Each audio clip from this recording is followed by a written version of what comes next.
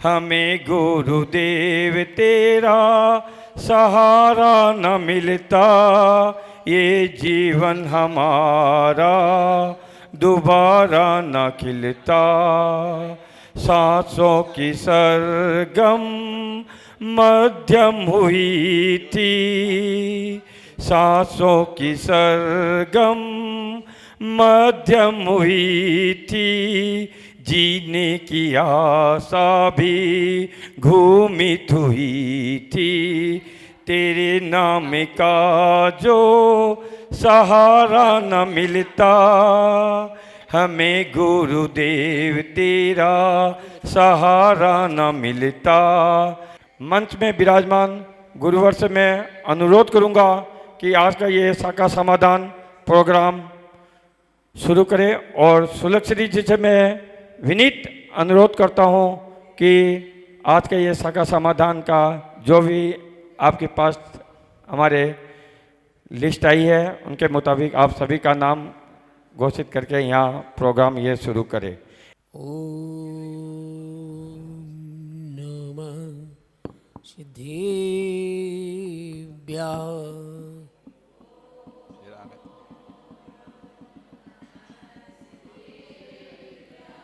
ऋषभयादि 24 मंगल करऊं जिनेश, जास चरण कज रज लगत जाए वीणु कलेश।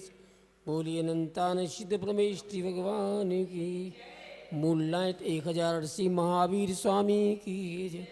परम पूज्याचार्य विशुद्ध सागर जी महाराज की। मुनिवर 108 अरजी सागर जी महाराज की। बहुबंधु, आज का शंका समाधान कार्यक्रम आपके सामने प्रस्तुत होने जा रहा है।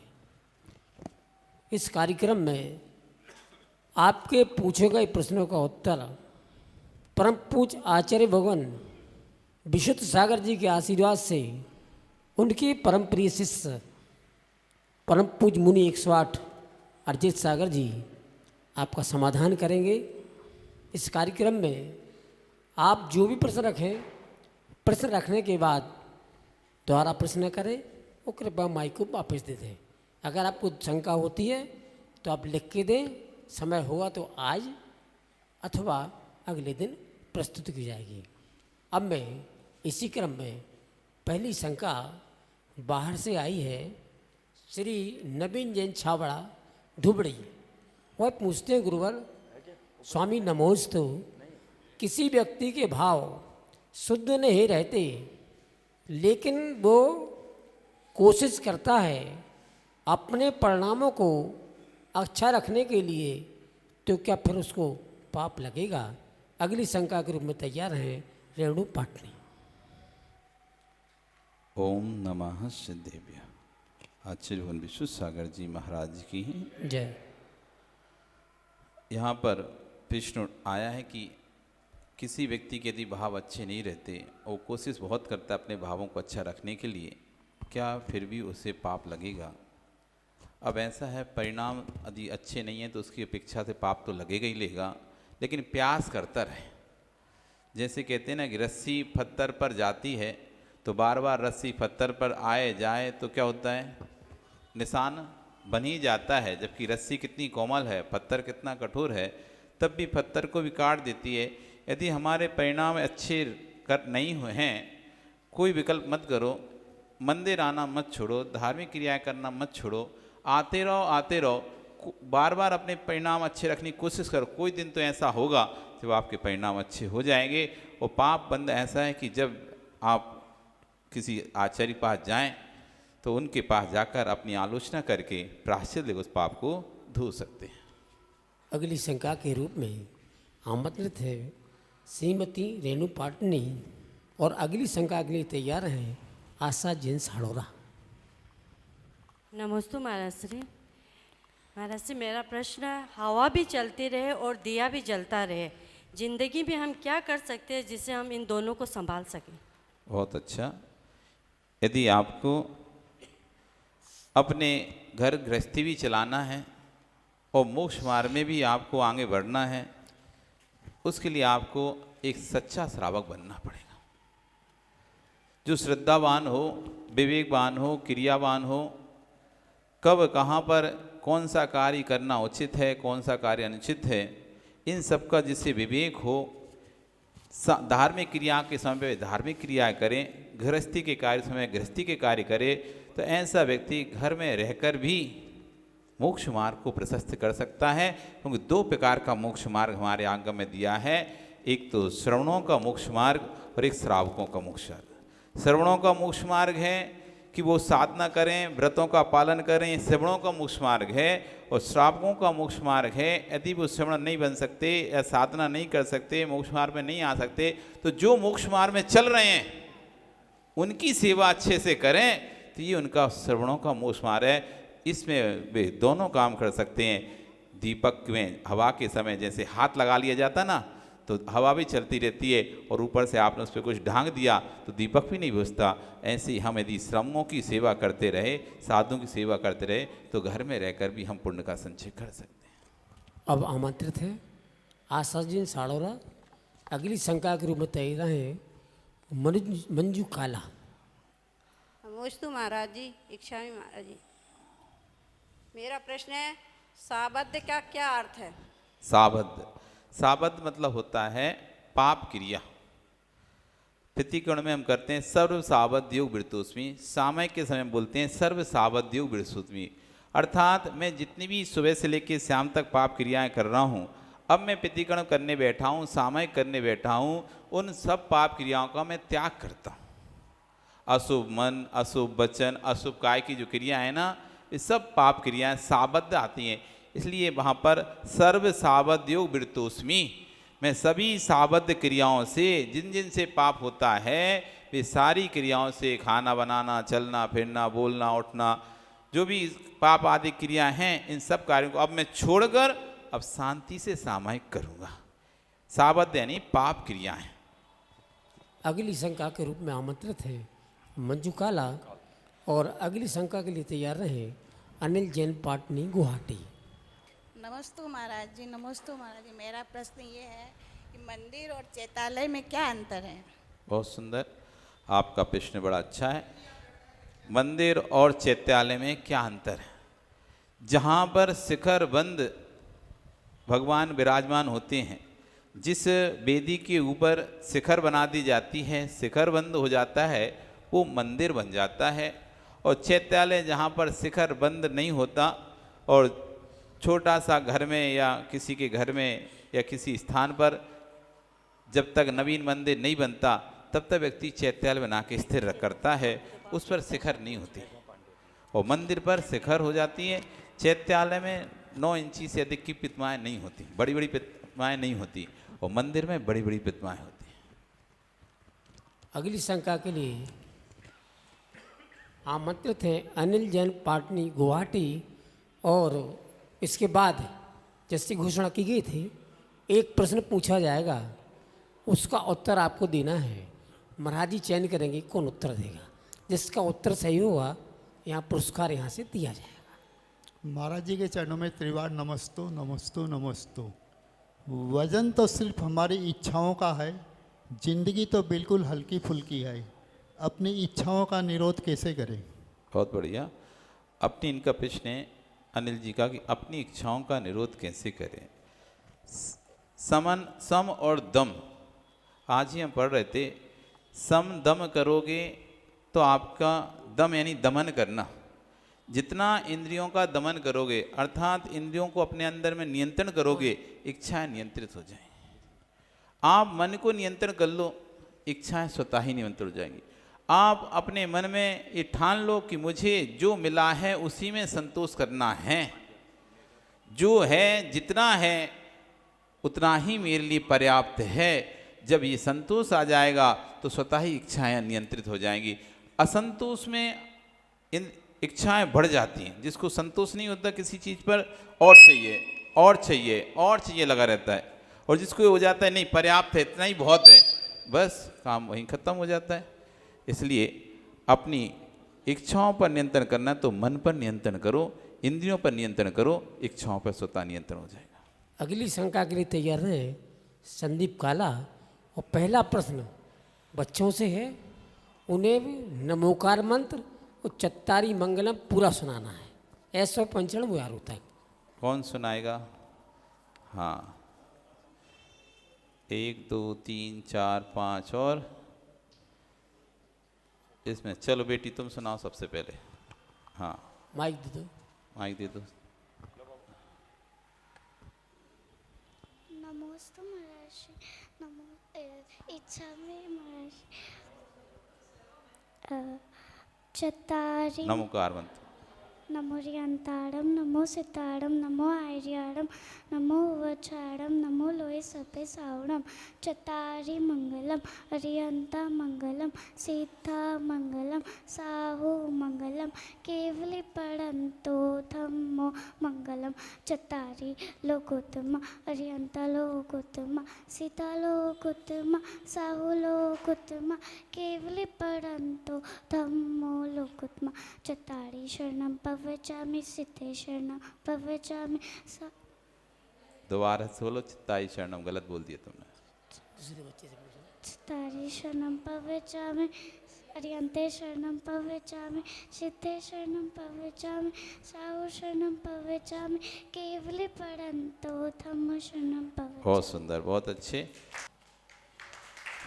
अब संदीप काला जी आए और अपनी शंका को यहाँ रखें। अगली शंका के उन्हें तैयार हैं माया देवी काला। नमस्ते महाराज जी। इच्छा में सूरज जी, अपने पैसे को पुण्य में कैसे परिवर्तन करें महाराज? बहुत अच्छे प्रश्न, बहुत सुंदर है कि गृहस्थी में जो हम धन का अर्जन करते हैं, व्यापार से जो धन का अर्जन करते हैं, हालांकि पाप करने के बाद ही धन आता है।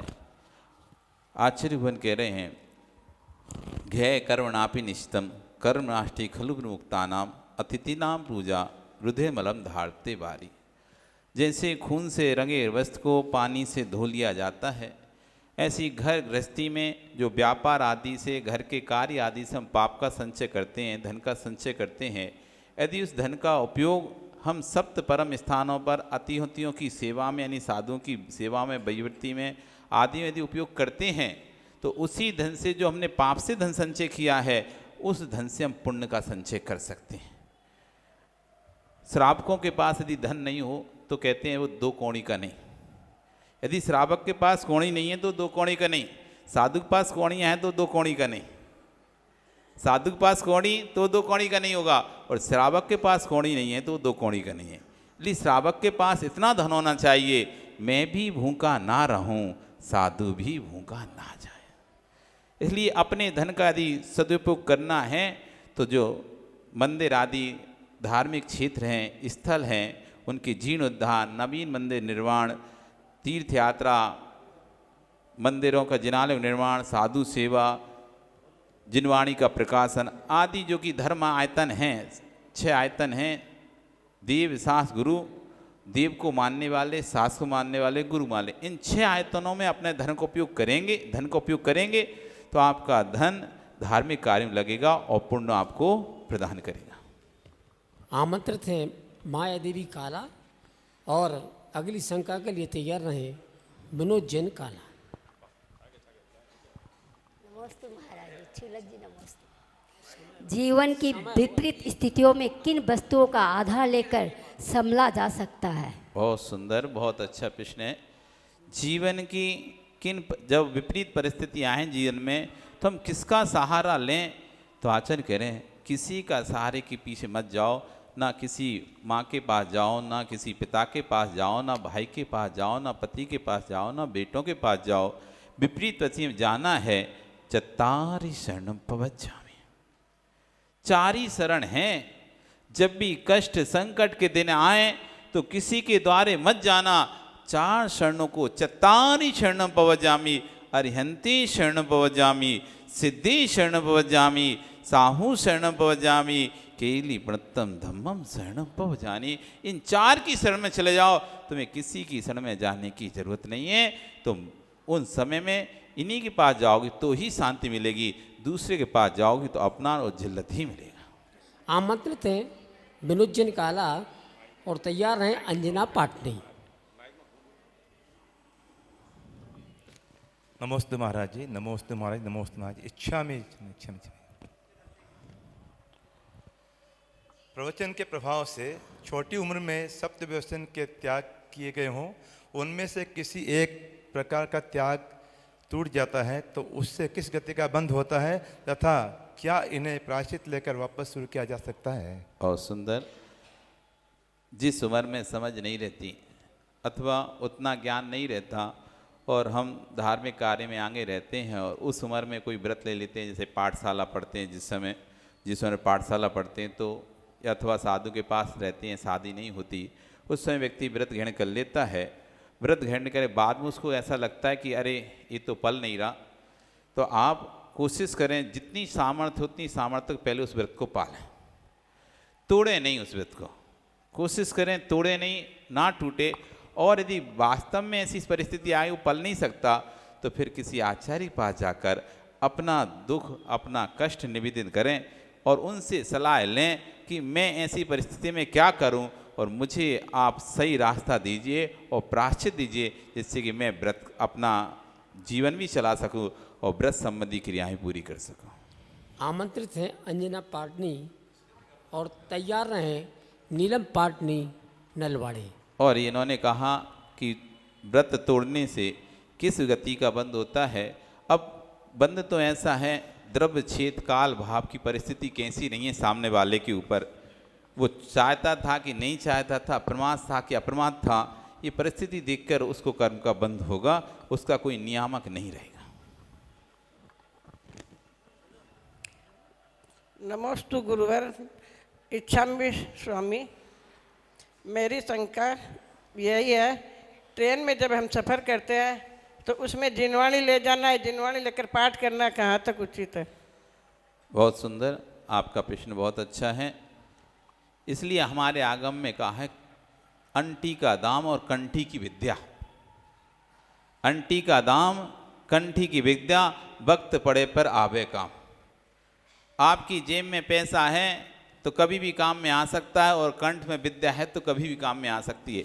इसलिए ग्रंथों का अध्ययन करो और उन्हें याद करने की कोशिश करो, पाठ वगैरह याद कर लो। यदि आपको याद होगा तो विकल्प ही खत्म, हमें जिनवाणी लेके जाने नहीं पड़ेगा और अभिनय भी नहीं होगी। जिनवाणी ले, क्योंकि हमको तो कंठ में याद है ना, हम भी कहीं भी बैठकर उसको पढ़ लेंगे। इसलिए कोशिश करें हम याद कर लें, जब तक याद नहीं हो रहा तब तक लेके जाएं और उसकी व्यवस्था व्यवस्थित रखें, सिर के नीचे ना रखें, ट्रेन की सीट के नीचे ना रखें, उसको ऊंचे स्थान पर रखें, व्यवस्थित रखें, जिसका पाप का बंध ना हो। और आमंत्रित है नीलम पाटनी नलवाड़ी और इसके बाद सभी से एक प्रश्न पूछा जाएगा, उसके बाद तैयार है नमोस्तु महाराज जी, मनोज पहाड़िया जी। इच्छा में सुलग जी, मेरी बोली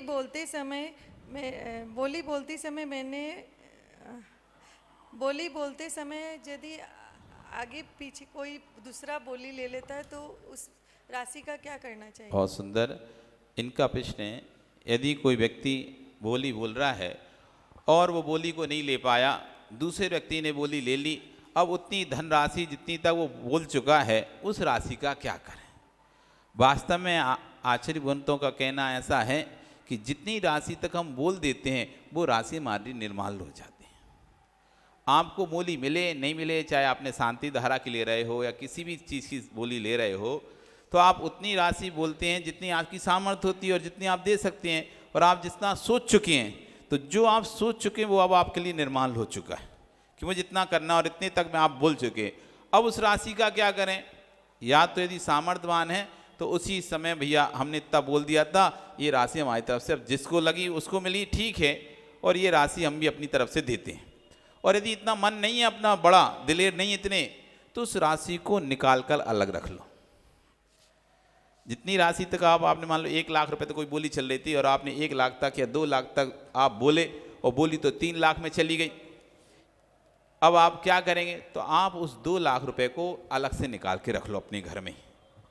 अब जब भी मैं कहीं बोली लूँ तो ये पैसा अब मैं उसको धार्मिक कार्य में ही खर्चा करना है। इतना पैसा मैं अपने मन से तो निकाल चुका हूँ ना, अब मेरी निर्माल है, अब मैं मन इतना नहीं है कि मैं फ्री, मैं तो सोच रहा तो मिलेगी तो दूंगा, अब मिली नहीं तो नहीं देना, तो अब वहाँ तो देने का मन है नहीं उसका, तो ठीक है वहाँ देने का मन नहीं है तो आप वो पैसे को निकाल के अलग रख लो।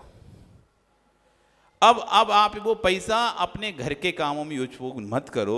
जब भी आप उस पैसे का उपयोग करो तो किसी धार्मिक कार्य में दूसरी बोली के माध्यम से, एक दूसरी शांति धारा की कोई और बोली के माध्यम से, अब कुल मिला के वो पैसा आपको उतना पैसा बात मंदिर में जब भी देना है दो, पर उसका उपयोग आप अपने घर के कार्यों में, व्यापार कार्यों में उतना पैसा उपयोग अब मत करो। जो आप बोल चुके हो, जितने तक आप बोल चुके हो उतना निकाल के अलग अपनी पेटी में रख लो, गुल्लक में रख लो। इतना पैसा तो मुझे आज नहीं, कल परसों जब भी और दूसरी बोली लगी उसमें पैसा मुझे निकालना ही निकालना है। बहुत सुंदर। और अब आपसे प्रश्न, कितना ध्यान से आपने महाराज को सुना। कल सुबह की प्रवचन से प्रश्न है कि महाराज ने रति के ऊपर 3 कहानियाँ सुनाई थी, कौन कौन सी थी, इनकी नाम आपको बताना है। बच्चे लोग हास्य के ऊपर थे, हास्य के ऊपर थी, 3 कहानी सुनाई थी। 3 कहानियाँ उदाहरण कह लो, 3 उदाहरण दिए थे। हाँ तो वो तो कहानी के रूप में उदाहरण दिए थे ना, नॉन स्टॉप सुनाई थी महाराज ने। 3 कहानी जो थी उनकी नाम बताइए आप। कल सुबह से है। हाँ,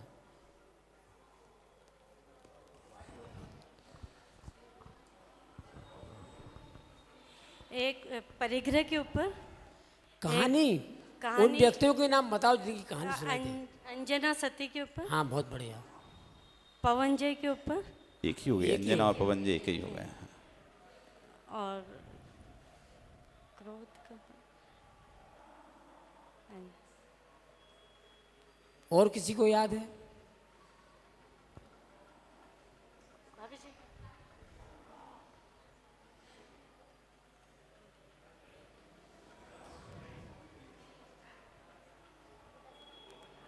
इतना भी याद नहीं है। नॉन स्टॉप सुनाई थी महाराज जी ने, बहुत ही सरल कहानियां हैं।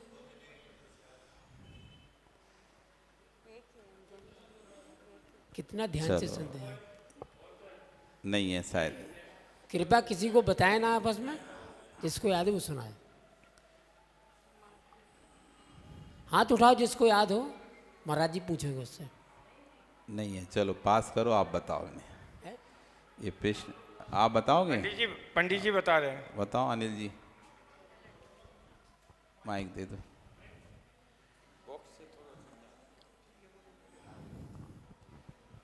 एक तो पवन जय, अंजना, और एक कौरव पांडव है। महाभारत किसकी? कौरव और दुर्योधन और उसकी द्रौपदी की। हाँ, और तीसरी तीसरी नहीं। हाँ चलो भैया उधर ले जाओ माइक। हाँ मंजू पाटनी, चलिए भाई। पवन जय, अंजना, एक राम लक्ष्मण की, एक द्रौपदी महाभारत की। बहुत बढ़िया। 3 कहानी हाथ पे, 3 ही बड़े बड़े कार्य हुए थे। लक्ष्मण को हास्य में उन्होंने बोल दिया था कि राम मर गया, तो लक्ष्मण की मृत्यु हो गई थी। उनको बोलना था। और दूसरी कहानी में द्रौपदी ने हंसी उड़ाई थी दुर्योधन की कि अंधों के अंधे होते हैं, तो महाभारत हो गई थी। तीसरी में सखियां हंसी मजाक कर रही थी। अंजना ने पूर्व भव में हंसी मजाक में भगवान की प्रतिमा को पानी में 22 घड़ी के लिए दुकाया था, तो 22 वर्ष तक उसको पति का वियोग सहना पड़ता है। 3 कहानी उस दिन आपको बताए थे। मनोज पहाड़िया जी अपनी शंका रखें। नमस्ते महाराज जी, इच्छा में चुलक जी। मेरा प्रश्न ये है कि किसी के भी घर में उसके मम्मी या पापा की तबीयत खराब रहती है, वो लोग जब वृद्ध हो जाते हैं तो उनकी सेवा करने से ज़्यादा पुण्य मिलता है न मंदिर आके पूजा पाठ करके ज़्यादा पुण्य मिलता है? कृपया समाधान करें। बहुत सुंदर प्रश्न है।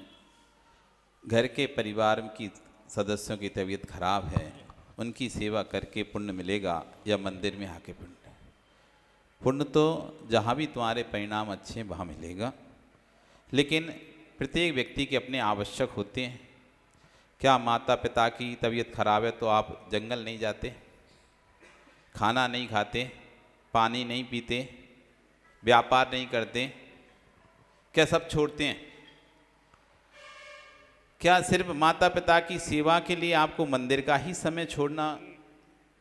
आपने माता पिता की सेवा के लिए कभी व्यापार छोड़ा अपना? जिसने भी माता पिता की सेवा की दुहाई देकर कहा कि मंदिर आने या महाराज की सेवा करें, क्या माता पिता की सेवा करें, उससे मेरा प्रश्न है, क्या आपने अपना व्यापार छोड़ दिया?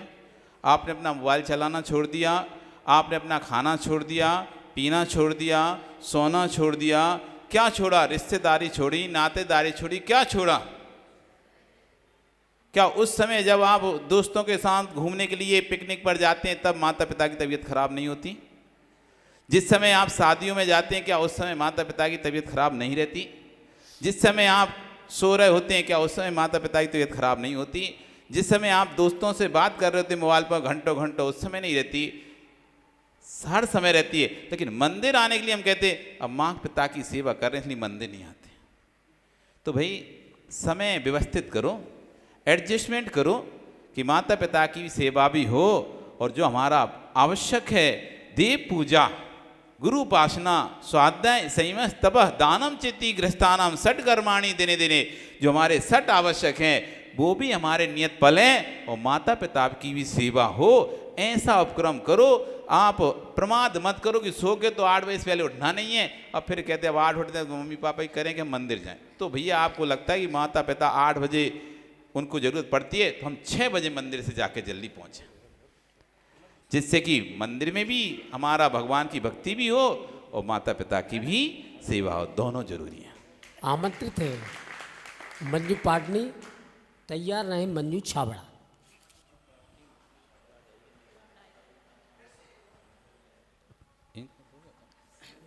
महाराज श्री के चरणों में मेरा त्रिवार नमस्तु नमस्तु नमस्तु। चुल्ले जी के चरणों में मेरा इच्छामी इच्छामी इच्छामी।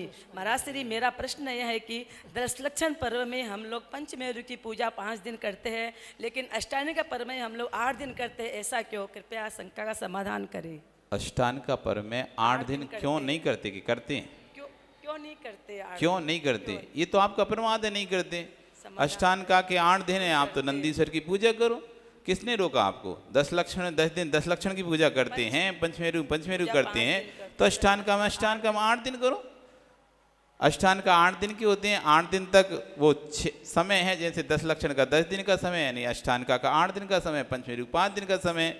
तो 8 दिन आप पूजा करें, किसी ने आपको मना नहीं किया, आप नहीं करते तो आपका प्रमाद है। अष्टांग के पर्व में हम लोग 8 दिन करते हैं। अच्छा, पंचमेरु की पूजा 5 दिन। तो ये तो उनका विचार है, बाकी अष्टांग का में तो नंदीश्वर पूजन होती है, पंचमेरु का उसका कोई रिलेशन ही नहीं है, संबंध नहीं है। अष्टांग का में पंचमेरु की पूजा का कोई संबंध नहीं है। जब पर्व आता है, पंचमेरु पर्व आता है 10 लक्षण के बीच में शुरू के 5 दिन, तब वहाँ पंचमेरु की पूजा होती है। और पर्युषण पर्व में तो 5 दिन का वो है ना तिथि, जिसमें पंचमेरु के क्या होते हैं? व्रत होते हैं। पंचमेरु के 5 लोग व्रत करते हैं, इसलिए उस दिन पंचमेरु की 5 दिन तक पूजा करते हैं। बाकी जो 10 लक्षण करता है वो 10 लक्षण पूजा करे, उसमें कोई विकल्प नहीं। आमंत्रित है मंजू पाटनी, हो गया। मंजू छाबड़ा, तैयार है नरेंद्र छाबड़ा। मंजू छाबड़ा उपस्थित नहीं है। नहीं है नरेंद्र छाबड़ा जी। नरेंद्र जी छाबड़ा भी उपस्थित नहीं है। और अपनी शंका रखेंगे सुनील पाटनी जी। और तैयार रहे रानी जैन।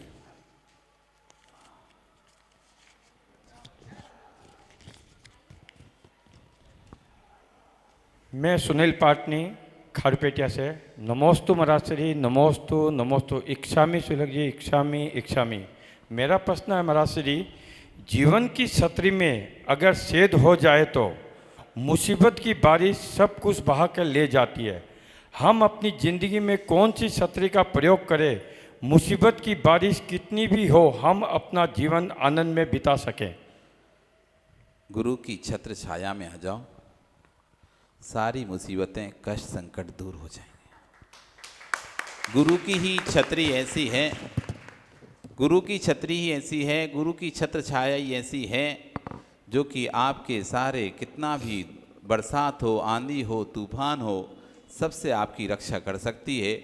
इसलिए भैया कभी गुरुओं से नाराज मत होना। अपने जीवन में यदि आपको उन्नति चाहिए, जीवन में उन्नति चाहिए, तो गुरुओं से कभी नाराज मत होना। जो गुरुओं से नाराज होता है उसका तीव्र पाप का उदय संचित होता है। तीव्र तुरंत ही उसके सारे पुण्य जो कर्म हैं वो पाप कर्म के रूप में कन्वर्ट होने लगते हैं। इसलिए गुरुओं से नाराज मत होना, गुरुओं की शरण में जाना। ये डांट भी दें तब भी नहीं, डांट को अमृत समझना कि इनकी डांट में भी हमारा ही कल्याण है। इनकी डांट को अपना इंसल्ट मत समझना, इनकी डांट को अपना बेइज्जती मत समझना, इनकी शरण में जाना। और इन आचार्य विमल साहब महाराज जी थे, लोग उनके पास इसलिए जाते थे, बस वे धक्का वे ऐसे ही कहते चल हट जा यहाँ से, हो गया तेरा काम, नहीं करना। ये भी सुनने के लिए लोग जाते थे, बस ये सोचते थे कि बस कुछ तो बोले हमारे लिए, कुछ तो कहें। तो गुरुओं के पास जो उनकी सेवा करता है उसके ऊपर कभी भी कष्ट संकट नहीं आते। इसलिए दुनिया से नाराज हो जाओ, दुनिया से रुष्ट हो जाओ आप, लेकिन कभी गुरुओं से नाराज मत होना। गुरु ही तो तुम्हारे तारणहार हैं। जिस नाव में बैठकर आप पार हो सकते हो, यदि उसी नाव को आपने छोड़ दिया फिर पार कैसे होगे? फिर तो कोई और स्थान तो है ही नहीं है। क्योंकि भगवान बोलते नहीं हैं, ग्रंथ में आवाज़ नहीं है। भगवान तो मौन है, ग्रंथों में आवाज़ नहीं है। आवाज़ तो सिर्फ गुरुओं के पास है, जो कि आपका हित अहित अच्छे से जानते हैं और समझते हैं और आपको समझाते हैं। और उन्हीं से यदि नाराज हो जाते हैं तो फिर हमारी गया छतरी बहुत सारे छेद हो जाएंगे, बह जाओगे। इसलिए गुरुओं की छतरी के नीचे आ जाओ तो आपका कल्याण हो जाएगा। आप अपनी स्क्रीन पर शंका समाधान कार्यक्रम दिख रहे हैं। मुनिवर अरिजीत सागर जी इसका समाधान कर रहे हैं। अगर आपके मन में भी कोई शंका हो तो आप भी अर्पित जैन के मोबाइल नंबर पर और कार्यक्रम के संयोजक सुनील पाटनी के नंबर पर अपनी शंका भेज सकते हैं। शनिवार शाम तक, अगले रविवार को आपकी शंकाओं का समाधान किया जाएगा। आमंत्रित है रानी जैन और तैयार रहें पूजा झांझरी।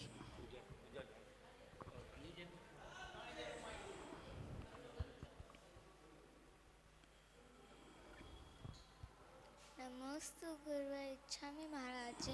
मेरा प्रश्न ये है कि रात को पौधे क्यों नहीं छूने चाहिए और पेड़ क्यों नहीं छूने चाहिए? बहुत बढ़िया बच्ची का प्रश्न है कि रात्रि में पौधों को क्यों नहीं तोड़ना चाहिए या पौधों को क्यों नहीं छूना चाहिए। रात्रि में सभी पौधे भी एक इंद्रिय जीव हैं। पौधे भी क्या हैं? जीव हैं, एक इंद्रिय जीव हैं। और रात्रि में उन पर आकर अनेक सूक्ष्म जीव आकर बैठ जाते हैं। पौधों की पत्तियों पर अनेक सूक्ष्म जीव अपना आश्रय बना लेते हैं और अंधेरे में हमको वो जीव दिखाई नहीं देते, इतने सूक्ष्म होते हैं। तो हमारे हाथों से उनकी हिंसा हो जाएगी। क्या हो जाती है? हमारे हाथों से हिंसा हो जाती। चींटी आदि कीड़े आदि जीव पौधों पर बैठ जाते और हमने नहीं ध्यान दिया और हमने उनको पकड़ लिया तो जीव मर जाएंगे, क्योंकि दिखाई तो देगा नहीं अंधेरे में, रात में मर जाएंगे। और बहुत सारे जीवों का आश्रय उस पर हो जाता है। इसलिए रात्रि में तो नहीं छूना, क्या दिन में भी हमको व्यर्थ में पत्ती आदि नहीं तोड़ना चाहिए, ना छूना चाहिए। आमंत्रित हैं पूजा झांझरी, तैयार रहें बबीता झांझरी। महाराज श्री निकिता जैन ऑनलाइन में है, वो प्रश्न पूछना चाहती है।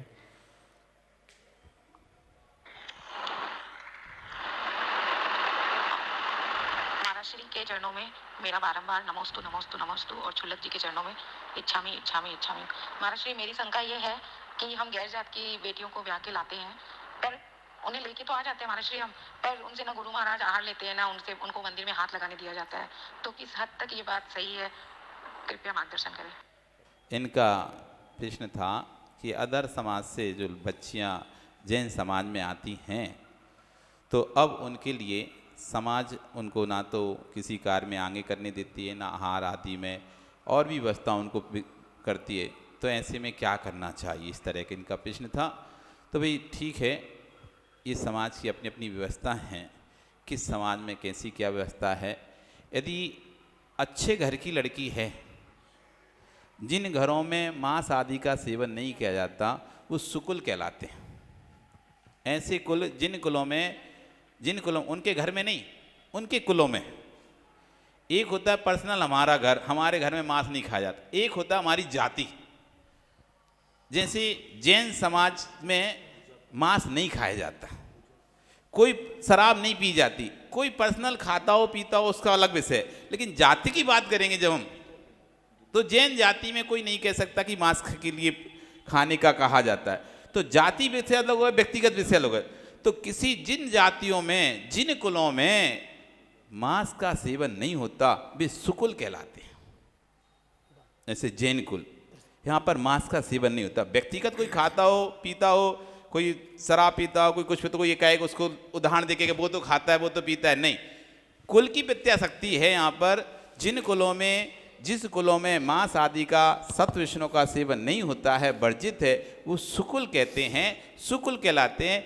ऐसे कुल की कन्या यदि आपके घर में आती है या समाज में आती है, तो समाज चाहे तो उसे गुरुओं के पास ले जाकर उसके अंदर जैनत्व के संस्कार कराकर उसे वापस अपनी समाज का अंग बना सकती है।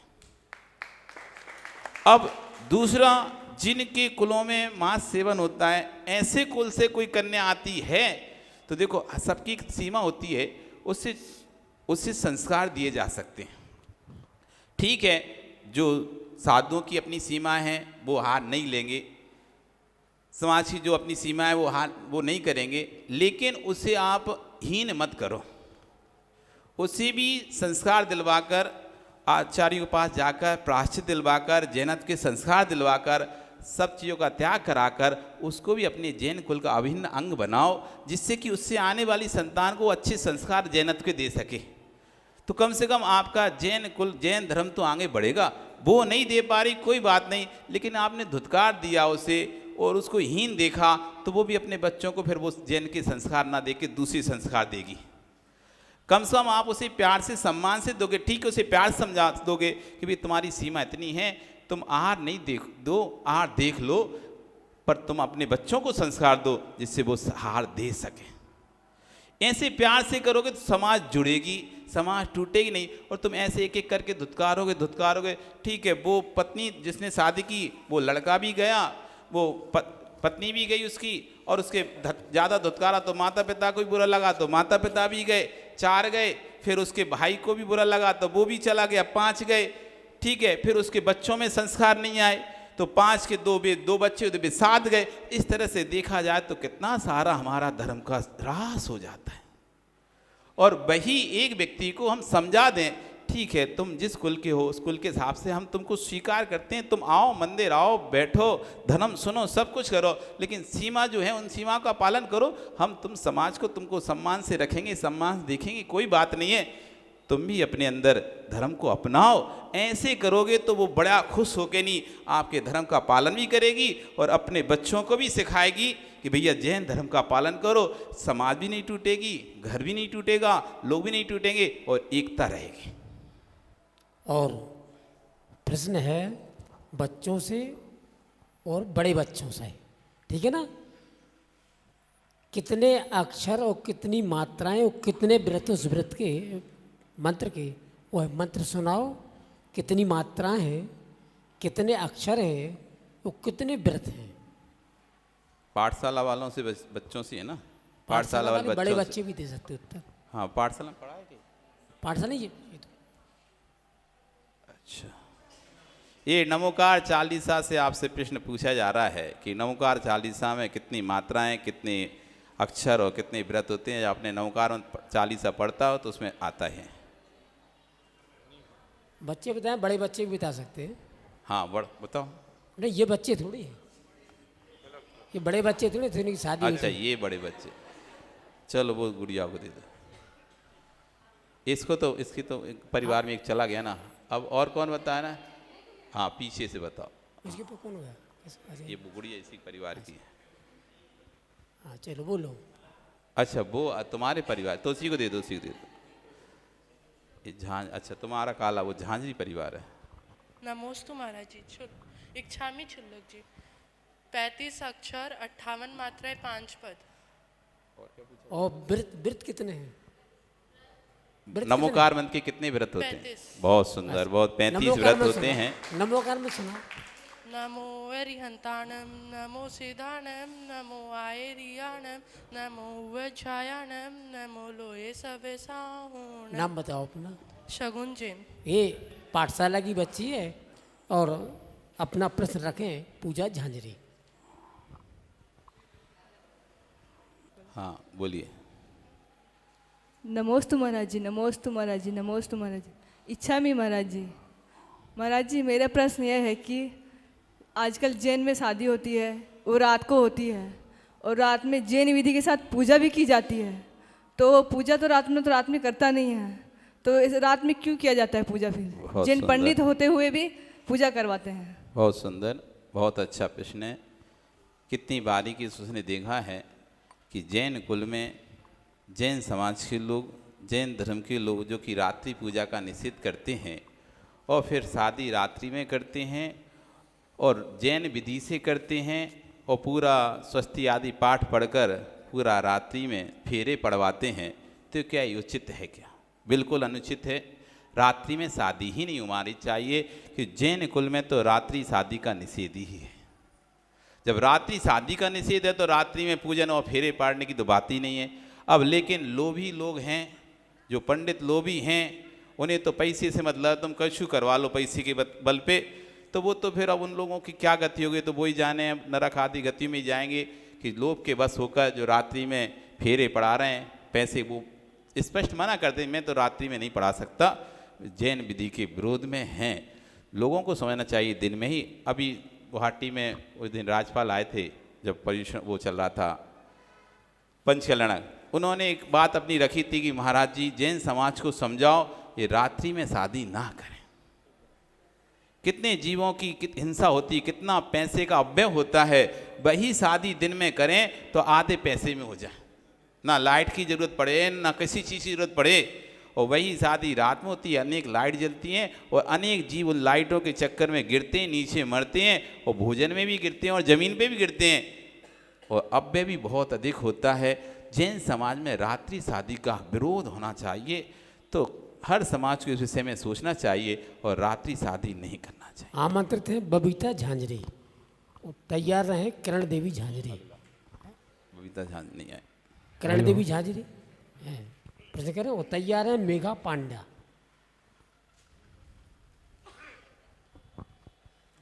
नमस्ते महाराज जी। इच्छा में चुलक जी, क्या एक इंद्र से लेकर 4 इंद्र के समुच्चन जीवों में आते हैं क्या? बिल्कुल, एक इंद्री से लेकर 4 इंद्री तक तो समूर्छन में आते हैं। असंगी पंचेंद्री जीव भी समूर्छन में ही आते हैं। आमंत्रित हैं मेघा पांड्या, तैयार हैं ज्योति पाटनी। महाराज जी के चरणों में नमोस्तु नमोस्तु नमोस्तु। चुलक जी के चरणों में इच्छा में इच्छा में इच्छा में। महाराज श्री मेरी शंका ये है कि जब हम सही होते हैं और लोग हमें गलत साबित करने में लगे हुए होते हैं, तब हम उस वक्त हमें क्या करना चाहिए? बहुत सुंदर। यदि हम सही हैं और हमको ऐसा लगता है कि लोग हमको गलत बताना चाहते हैं, उस समय हमारे परिणाम खराब होते हैं। अपने परिणामों को संभालें और अपने आप को ही समझाएं कि शायद मेरा इतना ही पुण्य है, क्योंकि प्रत्येक जीव को अपने ही सुकृत का फल मिलता है। दूसरे के किए हुए कर्म, हम चारवाक नहीं हैं, हम जैन हैं। हम सिर्फ वर्तमान को नहीं मानते, हम भूत भविष्य वर्तमान तीनों को मानते हैं। अंजना रो रही है कि मुझे देखो सासू परेशान कर रही है, अंजना रो रही कि पति देखो मुझे परेशान कर रहा है, पति मुझे ध्यान नहीं दे रहा है। तो मात्र वर्तमान को मत देखो, भूत भी तो देखो। उसने जो कर्म किया था उसी का ही तो फल मिल रहा है। हमने अयासा कीर्ति कर्म का बंद किया है तो हम किसी के लिए अच्छा भी करते हैं तब भी हमको अपयश मिलता है। किसी ने ऐसा कीर्ति कर्म का बंद करके रखा है, वो कुछ भी नहीं करता तब भी उसको यश मिलता है। तो ये तो पूर्व का संचय है। जिसने पहले बैंक में जमा किया था आज वो बैठा बैठा खा रहा है, जिसने नहीं किया जा तो वो दोष दे रहा बैंक को, उसको दे रही बैंक, हमको क्यों नहीं दे रही? अरे तो उसने जमा किया था इसलिए उसको दे रही है, तुम जमा करते तो तुमको देती। इसलिए अपने आप को यदि इस तरह से हम सोचेंगे तो हमारे परिणाम शांत होंगे। और यदि हम निमित्त को देखकर सोचेंगे तो सदैव परिणाम खराब होंगे कि वो हमारे साथ ऐसा कर रहा है। कोई किसी के साथ कुछ नहीं करता, अपने ही पुण्य पाप का फल हमको प्राप्त होता है, सुकृत का फल हमको मिलता है। इसलिए किसी पर दोष मत दो, अपना ही सोचो कि मैंने ही कोई ऐसा कार्य किया होगा जिससे मेरे साथ इस तरह की घटना घट रही। आमंत्रित है ज्योति पाटनी, तैयार रहे किरण पांड्या।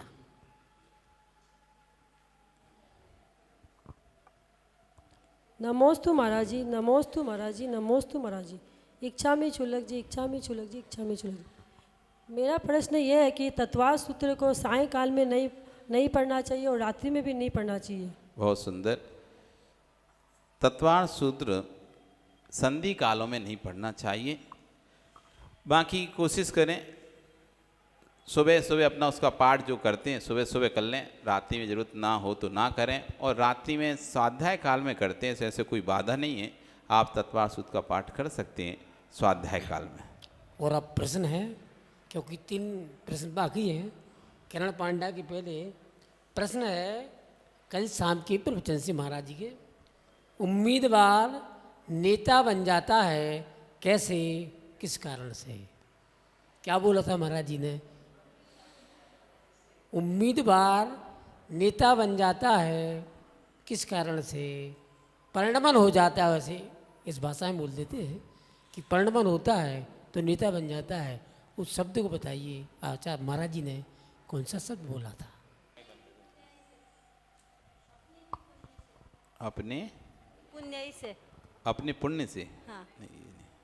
महाराज जी ने जो शब्द बोला उसे बोलना है। किस, ऐसा समझ लो, किस बात के लिए हमने ये उदाहरण दिया था, कौन सी चर्चा चल रही थी, किस बात की चर्चा चल रही थी? जब आपसे कहा था कि देखो जैसे को उम्मीदवार व्यक्ति होता है, जब वो जीत जाता है तो नेता बन जाता है, वैसे ही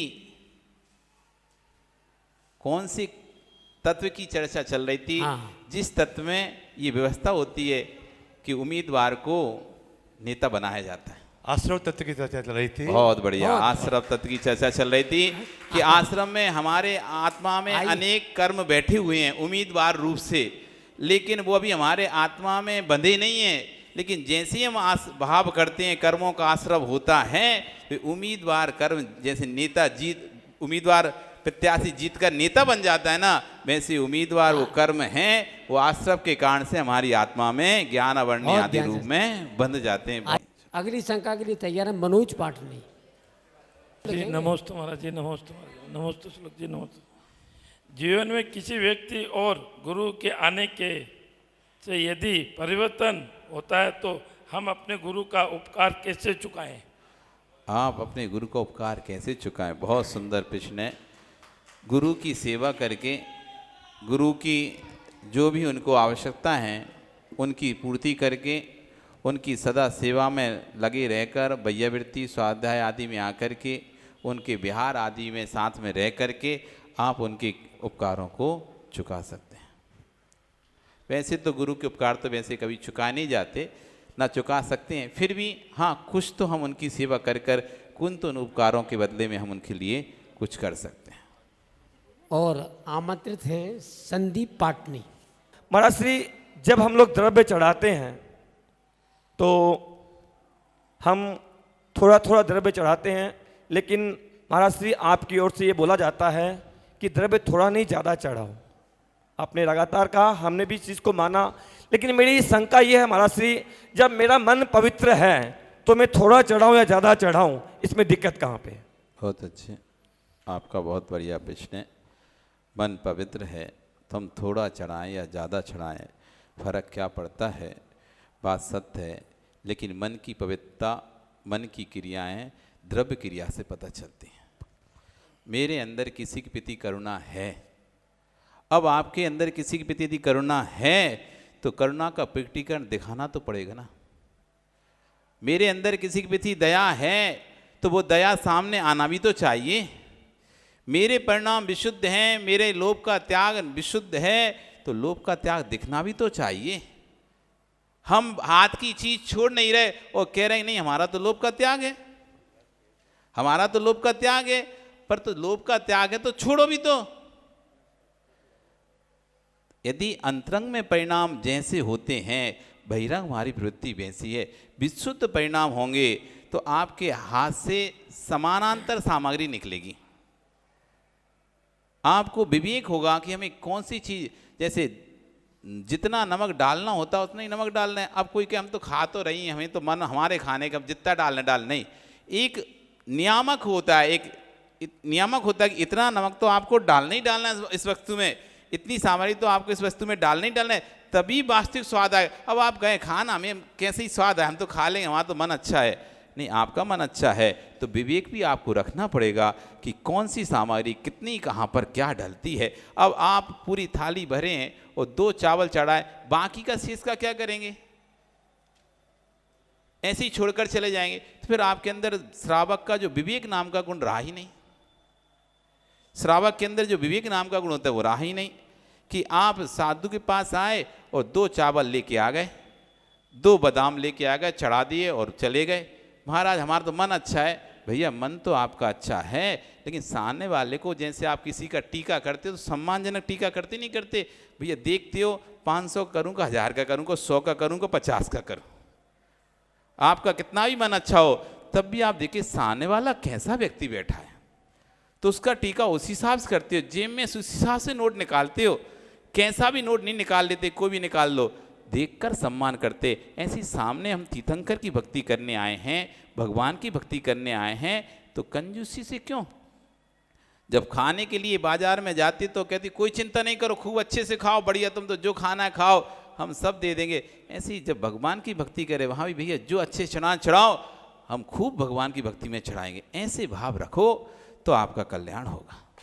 और अंतिम प्रश्न है कल के ही परिवर्तन से शाम से, दुखों के दुख से रक्षा करें, दुखों के दुख से रक्षा करें किसकी? हाथ उठाएं, महाराज जी पूछेंगे यहाँ से। प्रश्न ऐसा है कि दुख से किसकी रक्षा करें, जिससे, हाँ बोलो बोलो, दे दो भैया माइक दे दो। दुख से दुख की रक्षा करें, दुख से अगले आने बंधने वाले दुख की रक्षा करें। मतलब आप दुख से, मतलब नहीं, प्रश्न ये नहीं है क्या? दुखों के दुख से दुखों रक्षा करें किसकी? दुखों खुद की, दुखों के दुख से रक्षा करें किसकी? ये है किसकी? प्रश्न। खुद की, स्वयं की। सही है क्या? बोलो ना। स्वयं की। स्वयं कौन हो? जीव की। हाँ, आत्मा की रक्षा करें, ऐसा बोलो। बहुत सुंदर। और दुख से मतलब यहाँ पर असाता वेदनी का बंधने का कारण है दुख। असाता वेदनी किससे बनता है? दुख करने से। तो दुख से आगामी दुख बनता है। फिर एक दुख से, एक दुख तो हम भोग रहे हैं, उस दुख से नवीन दुख बनता है। किसको बनता है? उस आत्मा को बनता है। उस आत्मा की उस दुख से रक्षा करें जिससे कि नवीन दुख दोबारा से ना बने। बहुत सुंदर। और ऑनलाइन प्रश्न भी आमंत्रित हुआ और महाराज जी ने यथोचित समाधान सभी शंकाओं का दिया और हम कार्यक्रम के समापन की घोषणा करते हैं और आरती के लिए आप लोग तैयार। सभी जिनवाणी स्तुति करेंगे। हाँ, पहले जिनवाणी स्तुति करें। जावाणी के ज्ञान सूझे लोग लोग, सोवाणी मस्तके नमो सदा देते हूँ धो। हे जिन वाणी भारती सोहे दिन रेन, जो तेरा शरणागहे सो पावे सुख चैन। देव भजो अरिहंत को, गुरु सेव्यो निर्ग्रंथ। दया धर्म बालो सदा, यही मोक्ष का पंथ, यही मोक्ष का पंथ। 9 वर्ण मुकार।